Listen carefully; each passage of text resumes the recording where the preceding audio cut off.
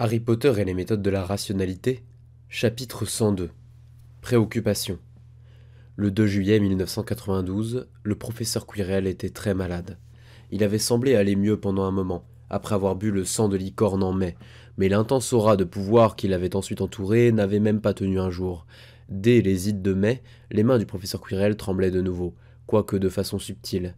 Il semblait que le régime médicinal du professeur de défense avait été interrompu trop tôt. 6 jours plus tôt, le professeur de défense s'était effondré en plein dîner. Madame Pomme-Fraîche avait tenté d'interdire au professeur Quirrell de continuer ses enseignements, et le professeur Quirrell lui avait crié dessus devant tout le monde. Le professeur de défense avait crié qu'il était de toute façon mourant et qu'il utiliserait le temps qu'il lui restait comme il l'entendait. Madame Pomme-Fraîche avait donc, les lèvres pincées, interdit au professeur de défense de faire quoi que ce soit hormis enseigner. Elle avait demandé un volontaire prêt à aider le professeur Quirrell à se rendre à l'infirmerie de Poudlard. Plus de 100 étudiants s'étaient levés et seule la moitié avait porté du verre. Le professeur de défense ne s'asseyait plus à la grande table pendant les repas. Il ne lançait plus de sortilèges pendant ses leçons. Les élèves seniors avec le plus de points Quirrell l'avaient aidé à enseigner. Ses 7e années qui avaient déjà obtenu leur aspic de défense en mai. Il se relayait pour le faire léviter de l'infirmerie à ses cours et lui apportait de la nourriture pendant les repas. Le professeur Quirrell surveillait ses cours de magie de bataille depuis une chaise, assis. Voir Hermione mourir avait été plus douloureux, mais au moins cela avait été rapide. C'est le véritable ennemi. Harry avait déjà pensé cela après la mort de Hermione. Être forcé à voir le professeur Quirrell mourir jour après jour, semaine après semaine, ne l'avait en rien conduit à changer d'avis. C'est le véritable ennemi auquel je dois faire face, songea Harry, pendant le cours de défense de mercredi, lorsque le professeur Quirrell pencha dangereusement d'un côté de sa chaise avant qu'un assistant de 16e année ne le rattrape. Tout le reste n'est qu'ombre, distraction. Harry avait ruminé la prophétie de Trelawney en se demandant si le véritable Seigneur des Ténèbres n'était peut-être pas Lord Voldemort du tout. Né de ceux qui l'ont 3 fois défié, semblait fortement faire référence aux frères Péverell et aux 3 reliques de la mort, bien que Harry ne voyait pas tout à fait comment la mort aurait pu le marquer comme son égal, puisque cela semblait impliquer une sorte d'action délibérée de la part de la mort. Cela seul est le véritable ennemi, songea Harry. Après ça viendront le professeur McGonagall, maman, papa et même Neville, à moins que les blessures du monde ne soient guéries avant. La mort seule est mon dernier ennemi, et c'est ce qui m'a été dit sur la tombe de mes parents. Harry ne pouvait rien faire. Madame Pomme-Fraîche faisait déjà pour le professeur Quirrell ce dont la magie était capable, et lorsqu'il était question de santé, la magie semblait strictement supérieure aux techniques moldues. Harry ne pouvait rien faire. Il ne pouvait rien faire. Rien du tout. Rien. Harry leva la main et frappa à la porte au cas où la personne qui se trouvait là ne pouvait plus le détecter. « Qu'y a-t-il » dit une voix accablée depuis l'infirmerie. « C'est moi. » Il y eut un long silence. « Entrez » dit la voix. Harry se glissa à l'intérieur, ferma la porte derrière lui et lança le sortilège de mutisme. Il se tenait aussi loin que possible du professeur Quirrell, juste au cas où sa propre magie mettrait le professeur Quirrell dans un quelconque inconfort. Mais la sensation funeste s'estompait, jour après jour. Le professeur de défense était allongé dans son lit d'infirmerie, seule sa tête maintenue par un oreiller. Un couvre-lit d'un matériau cotonneux, rouge à couture noire, le recouvrait jusqu'au torse. Un livre flottait devant ses yeux, une page entourée d'une pâle lueur qui enrobait aussi un cube noir posé à côté du lit. Ce n'était donc pas la magie du professeur de défense, mais un appareil quelconque. Le livre était Penser la physique de Epstein, le même livre que Harry avait prêté à Draco quelques mois auparavant. Harry avait cessé de se tracasser quant au mauvais usage que l'on pouvait en faire quelques semaines plus tôt. « C'est... » dit le professeur Quirrell, et il eut une toux étrange. « C'est un livre fascinant, si jamais je m'étais rendu compte. » Un rire mêlé à une autre toux. « Pourquoi ai-je présumé que les arts moldus ne devaient être miens, qu'ils ne me seraient d'aucun usage? Pourquoi n'ai-je jamais pris la peine d'essayer de vérifier expérimentalement, comme vous diriez, au cas où ma présomption aurait été fausse? Je me sens comme l'idiot le plus profond, rétrospectivement. » Harry avait beaucoup plus de mal à parler que le professeur Quirrell. Sans un mot, Harry mit la main dans sa bourse et posa un mouchoir sur le sol qu'il déplia pour révéler un petit caillou blanc, doux et rond. « Qu'est-ce que c'est que cela ?» dit le professeur de défense. « C'est une... licorne métamorphosée. » Harry avait consulté les livres et avait appris que puisqu'il était trop jeune pour avoir des pensées sexuelles, il pourrait approcher une licorne sans peur. Les mêmes livres n'avaient rien dit de l'intelligence des licornes. Harry avait déjà remarqué que toutes les espèces magiques intelligentes étaient au moins partiellement humanoïdes. Et on savait de nombre d'entre elles qu'elles pouvaient se reproduire avec des humains.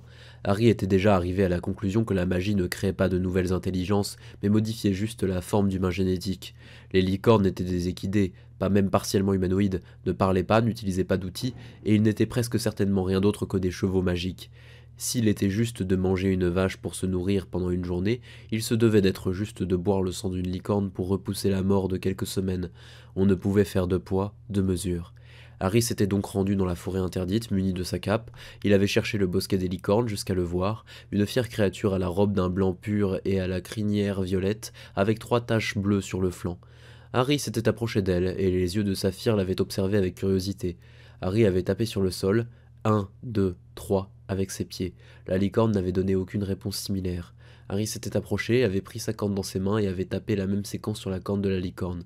Celle-ci n'avait fait que le regarder avec curiosité.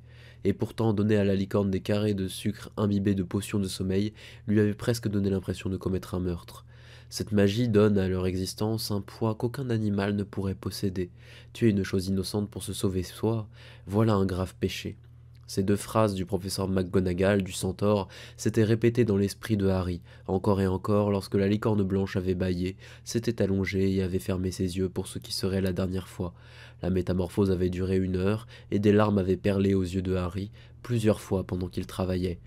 La mort de la licorne n'avait peut-être pas déjà eu lieu, mais elle viendrait bien assez tôt, et l'idée de rejeter une responsabilité était étrangère à Harry. Il n'avait plus qu'à espérer qu'on pouvait le pardonner d'avoir tué une licorne, non pas pour se sauver, mais pour aider un ami. Les yeux du professeur Quirrell s'étaient élevés. Sa voix fut moins douce, reprit une partie de son acerbité usuelle, lorsqu'il dit « Je vous interdis de recommencer. »« Je me demandais si vous diriez cela, » dit Harry. Il déglutit de nouveau. « Mais cette licorne est déjà perdue, alors autant que vous la preniez, professeur. Pourquoi avez-vous fait ça ?» Si le professeur de défense n'était pas capable de comprendre cela, c'était la personne la plus lente à la détente que Harry n'avait jamais rencontrée. « Je n'arrêtais pas de me dire que je ne pouvais rien faire, » dit Harry, « et j'en ai eu assez de penser ça. » Le professeur Quirrell ferma les yeux. Il reposa sa tête sur l'oreiller. « Vous avez eu de la chance, » dit le professeur de défense d'une voix douce, « qu'une licorne métamorphosée ne déclenche pas le système de protection de Poudlard contre les créatures étranges. Je devrais sortir de ses limites pour pouvoir en faire usage, mais des moyens existent. Je leur dirai que je souhaite observer le lac. Je vous demanderai de faire perdurer la métamorphose avant de partir, afin qu'elle dure assez longtemps, et qu'avec mes dernières forces, je dissiperai toute alarme placée sur le troupeau en cas de mort de l'un de ses membres. Une alarme que vous n'avez pas encore déclenchée, puisque la licorne n'est que métamorphosée et non tuée. Vous avez eu beaucoup de chance, monsieur Potter. » Harry hocha la tête. Il commença à parler une fois de plus. Les mots semblèrent rester bloqués dans sa gorge. « Tu as déjà calculé l'utilité espérée, si ça marche, si ça échoue. Tu as assigné des probabilités, tu as multiplié, puis tu as jeté le résultat et as suivi ton nouvel instinct qui disait la même chose. Alors, vas-y.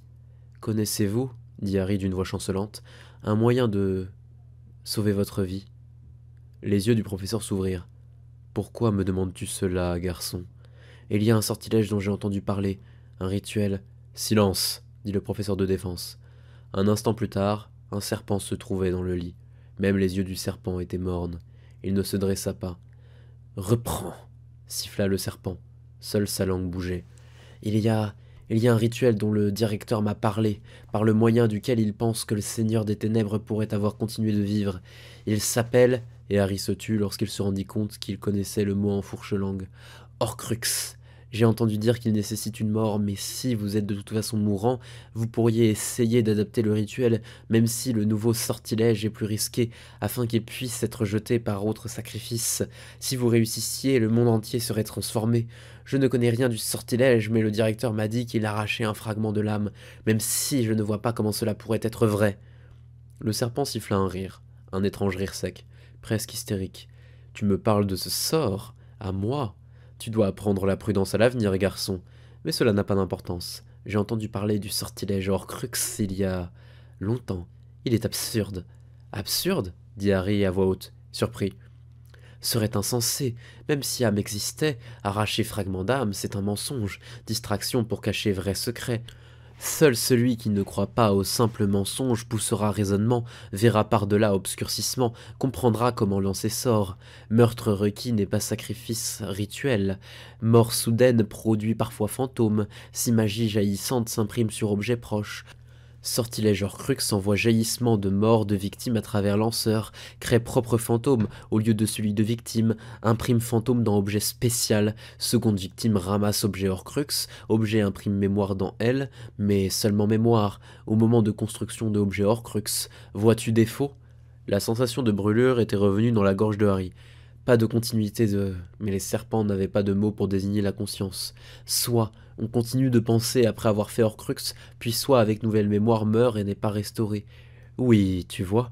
Aussi interdit de Merlin empêche sortilège puissant de passer par tel objet, puisque pas vraiment en vie. Mages noirs qui veulent revenir sont plus faibles, faciles à éliminer. Aucun n'a tenu longtemps par tel moyen. Personnalité change, mélange avec celle de victime. Mort, pas vraiment vaincu. Vrai soit mort, comme tu dis. Pas à mon goût actuel. Admets que je l'ai considéré. Il y a longtemps. Un homme était à nouveau allongé dans le lit de l'infirmerie. Le professeur de défense inspira, puis fit un pitoyable bruit de toux. Pourriez-vous me donner la recette complète du sortilège dit Harry après avoir délibéré un instant. Il pourrait y avoir un moyen de corriger les défauts avec assez de recherche, un moyen de rester éthique et que cela fonctionne, comme de faire le transfert dans un corps cloné avec un cerveau vide au lieu d'une victime innocente, ce qui augmenterait aussi la fidélité du transfert, même si demeuraient encore les autres problèmes. Le professeur Quirrell émit un son court qui aurait pu être un rire. « Vous savez, garçon, murmura le professeur Quirrell, j'avais pensé tout vous apprendre, les graines de tous les secrets que je connais, d'un esprit vivant à l'autre, afin que plus tard, en ouvrant les bons livres, vous compreniez. Je vous aurais transmis mon savoir, mon héritier. Nous aurions commencé dès que vous auriez demandé, mais vous ne l'avez jamais fait. » Même le chagrin qui submergeait Harry s'écarta pour laisser place à l'immensité de l'opportunité loupée. Étais-je censé? Je ne savais pas que j'étais censé. Un autre ricanement tout sauteux. Ah oui, le nez moldu ignorant. Par héritage, sinon par sang. C'est vous. Mais je me suis ravisé. Vous ne devriez pas suivre ma voie. Elle s'est avérée être mauvaise. Il n'est pas trop tard, professeur. Une partie de lui s'écria qu'il se comportait en égoïste, puis une autre fit taire la première. Il y aurait des gens à aider. Il y aurait d'autres gens à aider. Si, il est trop tard, et vous ne me persuaderez pas du contraire. Je me suis ravisé. Comme j'ai dit, j'ai trop de secrets qui devraient le rester. Regardez-moi. Harry regarda presque malgré lui. Il vit un visage encore sans rides, à l'air vieux et endolori, sous une tête dont les cheveux tombaient rapidement, dont même les tempes s'effilochaient. Harry vit un visage qu'il avait toujours pensé être sec, maintenant révélé comme émacié, à mesure que le muscle et le gras disparaissaient du visage comme des bras au-dessous, telle la forme squelettique de Bellatrix Black qu'il avait vue à Azkaban. Sans même réfléchir, Harry détourna violemment son visage. « Vous voyez, murmura le professeur, je n'aime pas énoncer des clichés, monsieur Potter, mais la vérité est que les arts que l'on dit sombres ne sont en définitive pas bons pour ceux qui les pratiquent. » Le professeur Quirrell inspira, puis expira. L'infirmerie fut tranquille un moment. Il ne regardait que la pierre richement décorée des murs. « Reste-t-il quoi que ce soit que nous ne nous soyons pas dit ?» continua le professeur Quirrell. « Je ne meurs pas aujourd'hui, au fait, pas tout de suite, mais je ne sais pas combien de temps je pourrai continuer de discuter. » Il y a, dit Harry déglutissant, il y a beaucoup de choses, beaucoup trop, mais peut-être c'est une mauvaise question, mais je ne veux pas que celle-ci demeure sans réponse. Serpent? Un serpent se trouvait sur le lit. J'ai appris comment fonctionne le sortilège de mort, nécessite une haine véritable pour être lancé. Pas beaucoup, mais on doit vouloir la mort, c'est ce qu'on dit. Dans la prison, avec Mangeville, vous avez lancé sortilège de mort contre garde, avez dit que vous ne vouliez pas mort. Était-ce mensonge? Ici, maintenant, à cette distance, vous pouvez dire vérité, même si vous avez peur de mauvaises apparences. Cela ne devrait pas compter maintenant, professeur. Je souhaite savoir, dois savoir. Ne vous abandonnerez pas, qu'importe réponse. Un homme était étendu sur le lit. Écoutez-moi attentivement, dit le professeur Quirrell. Je vais vous donner une énigme, une devinette pour un sortilège dangereux. Quand vous connaîtrez la réponse à ce puzzle, vous connaîtrez aussi la réponse à votre question. Est-ce que vous écoutez? Harry hocha la tête. Il y a une limite au sortilège de la mort. Pour le lancer une fois en combat, il faut haïr assez pour vouloir la mort de l'autre. Pour lancer Avada Kedavra 2 fois, on doit haïr assez pour tuer 2 fois. Pour leur trancher la gorge de ses propres mains, pour les voir mourir, et recommencer. Très peu peuvent haïr assez pour tuer quelqu'un. 5 fois. Ils s'ennuieraient. Le professeur de défense prit plusieurs inspirations avant de me poursuivre. Mais si tu observes l'histoire, tu verras certains mages noirs qui pouvaient lancer le sortilège de mort encore et encore. Une sorcière du 19e siècle. Elle se faisait appeler Dark Évangel. Les aurores l'appelaient Aka McDowell. Elle pouvait lancer le sortilège de la mort une douzaine de fois dans un seul combat. Demandez-vous, comme je me le suis demandé, quel secret connaissait-elle? Qu'est-ce qui est plus mortel que la haine et ne connaît aucune limite? Un second niveau à Avada Kedavra, exactement comme avec le Patronus. Ça ne m'intéresse pas vraiment, répondit Harry. Le professeur de défense eut un gloussement enroué. Bien, vous apprenez. Alors vous voyez. Une pause pour se transformer. Je ne souhaitais pas voir le garde mourir après tout. J'ai lancé le sortilège de mort, mais pas avec de la haine. De nouveau, un homme. Harry déglutit. C'était à la fois mieux et pire que ce qu'il avait soupçonné, et tout à fait caractéristique du professeur Quirrell. Une âme fracturée, certainement, mais le professeur Quirrell n'avait jamais clamé être encore entier. Autre chose à dire, continua l'homme alité. Êtes-vous absolument certain, dit Harry, que vous n'avez jamais entendu parler de quelque chose qui pourrait vous sauver, professeur? Parmi toutes vos connaissances, trouver et réunir les 3 reliques de la mort, un vieil artefact que Merlin aurait scellé derrière une énigme que personne n'a jamais pu résoudre, vous avez vu ce dont je suis capable, mon talent pour les énigmes, vous savez que je comprends parfois des choses que les autres sorciers ne peuvent appréhender. La voix de Harry se brisa. Je préfère fortement vous voir vivre que vous voir mort, professeur Quirrell. Il y eut une longue pause.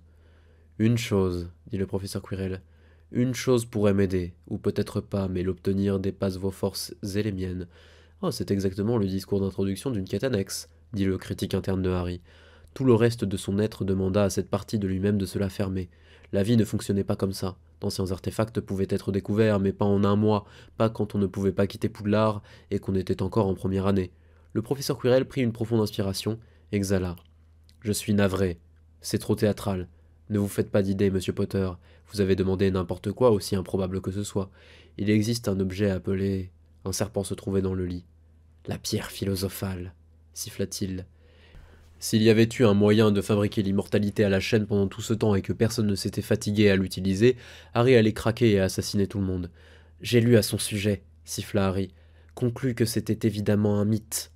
Aucune bonne raison que le même objet fournisse à la fois l'immortalité et une quantité infinie d'or, pas à moins que quelqu'un ne soit juste en train d'inventer des histoires réconfortantes, sans parler du fait que toute personne sensée aurait cherché le moyen d'en fabriquer d'autres ou de kidnapper son créateur pour qu'il en fasse. J'ai pensé à vous en particulier, professeur.